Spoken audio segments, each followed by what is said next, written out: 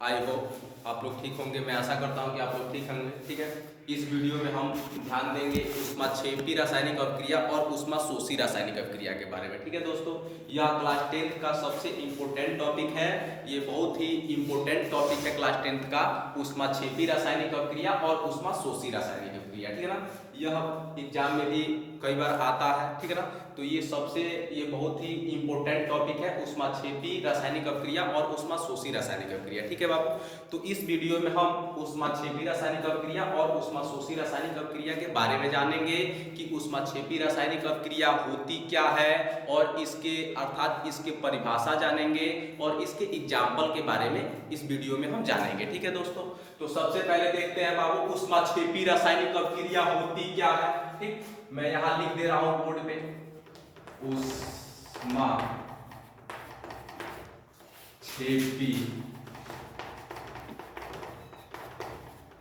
रासायनिक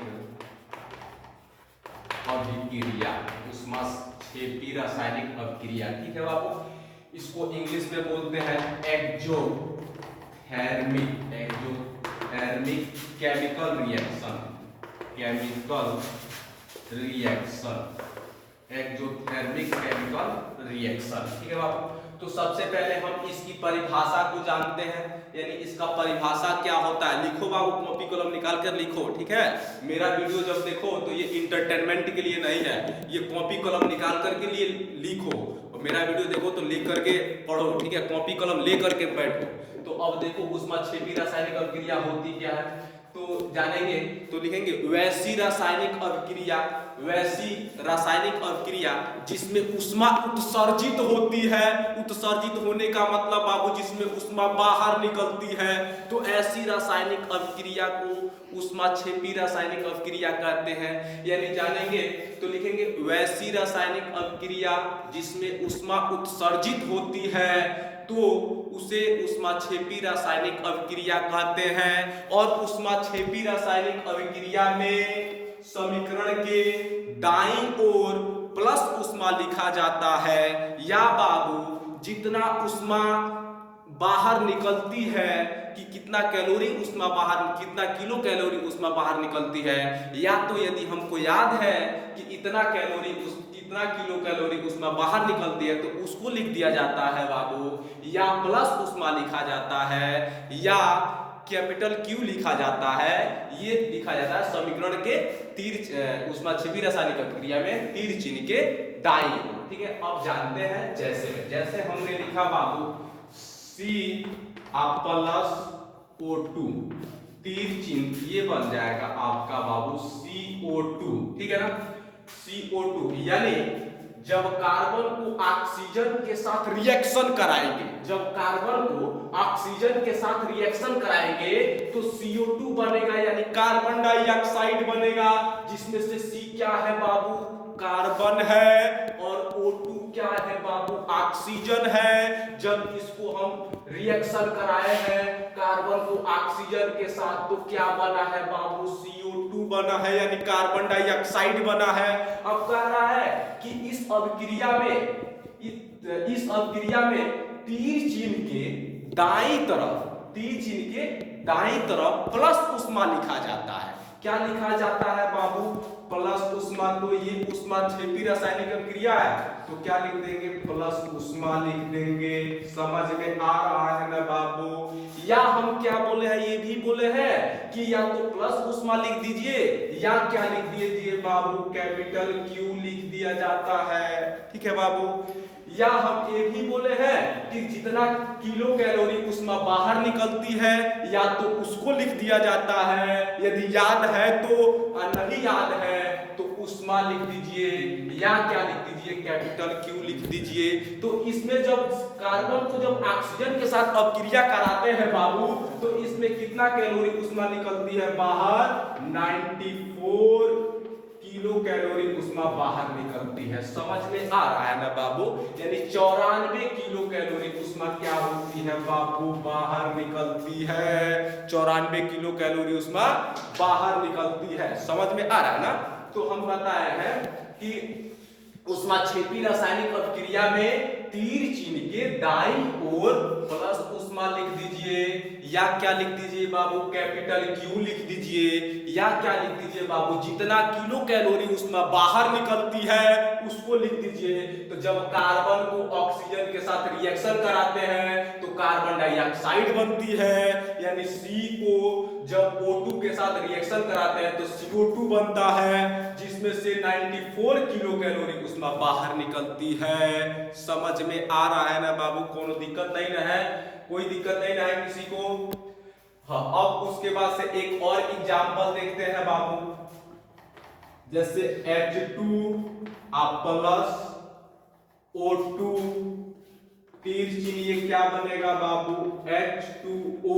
ठीक, अब देखो सबसे पहले देखते हैं क्या यह समीकरण बैलेंस है यानी संतुलित है कि नहीं है, ठीक है ना। तो संतुलित पहले देखते हैं कि है कि नहीं है। देखते इसमें हाइड्रोजन के कितने परमाणु है बाबू, 2, और इसमें हाइड्रोजन के कितने परमाणु है बाबू, 2, ठीक है ना। देखिए सॉरी, यहाँ पे हाइड्रोजन के कितने परमाणु है बाबू, 2, और यहाँ पे हाइड्रोजन के कितने परमाणु है, 2। समझ में आ रहा है ना बाबू।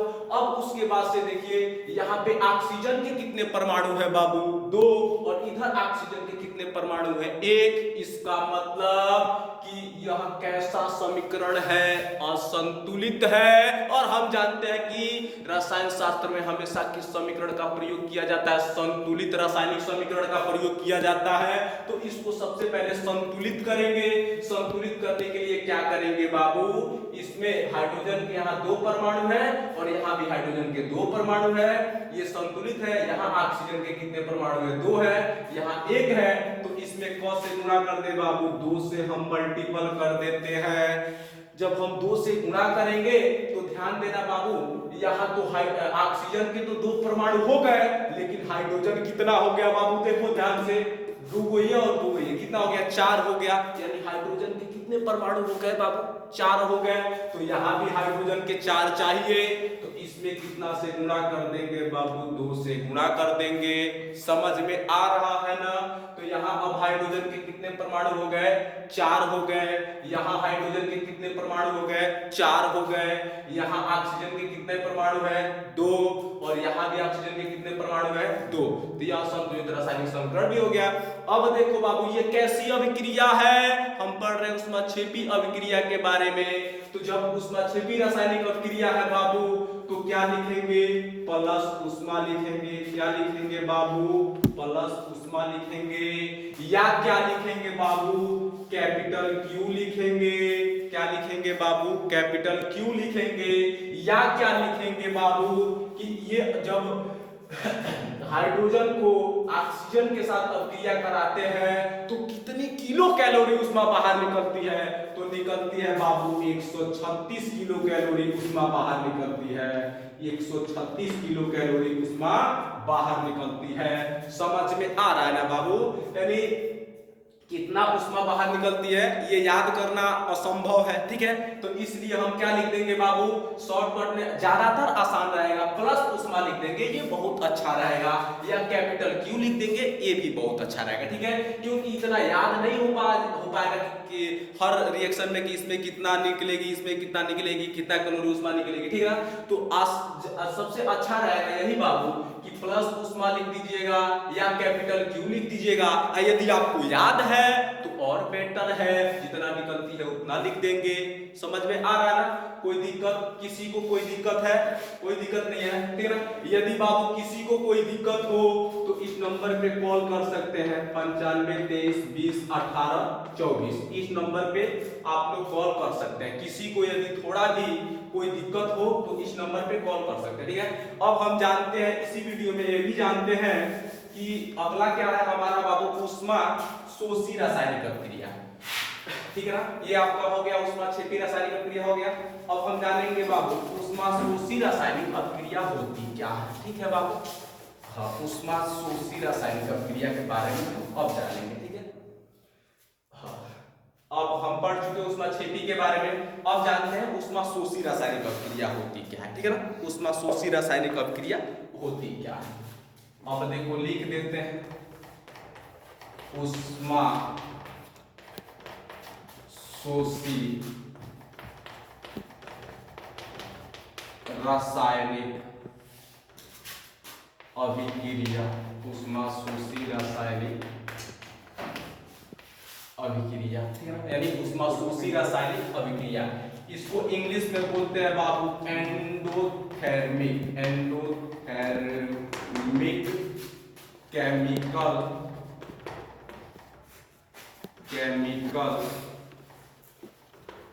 Reaction, endothermic chemical reaction. ठीक है, तो अब जानते हैं कि ये एंडोथर्मिक केमिकल रिएक्शन होती क्या है, what is the endothermic chemical reaction. ठीक है ना, तो हम कहेंगे अब देखो ये ऊष्माशोषी रासायनिक अभिक्रिया होती क्या, ठीक है ना, तो इसका परिभाषा पहले जानते हैं। परिभाषा होता है बाबू कि वैसी रासायनिक अभिक्रिया जिसमें ऊष्मा अवशोषित होती है या मिलती है, ठीक है ना, जिसमें क्या होती है, ऊष्मा अवशोषित होती है या मिलती है, यानी कहेंगे वैसी रासायनिक अभिक्रिया जिसमें ऊष्मा अवशोषित होती है तो उसे ऊष्माशोषी रासायनिक अभिक्रिया कहते हैं।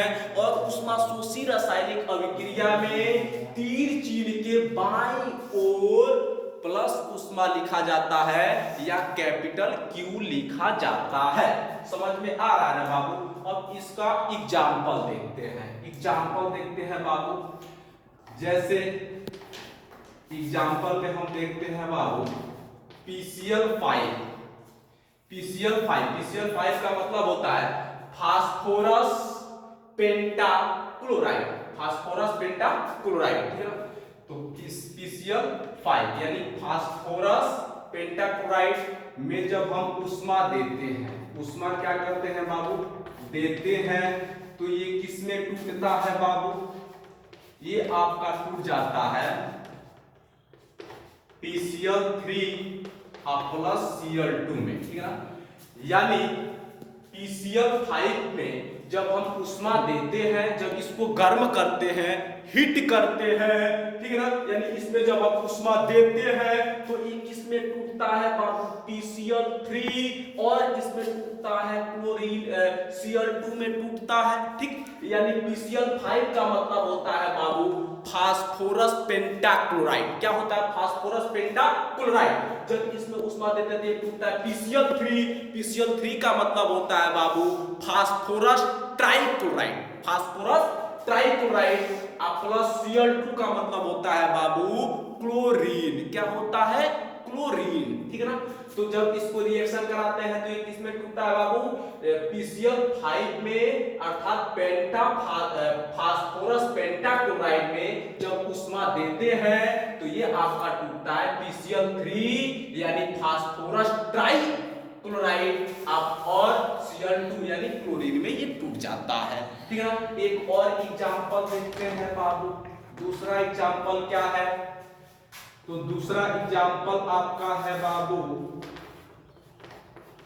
N2 प्लस O2, ये आपका बनता है 2NO।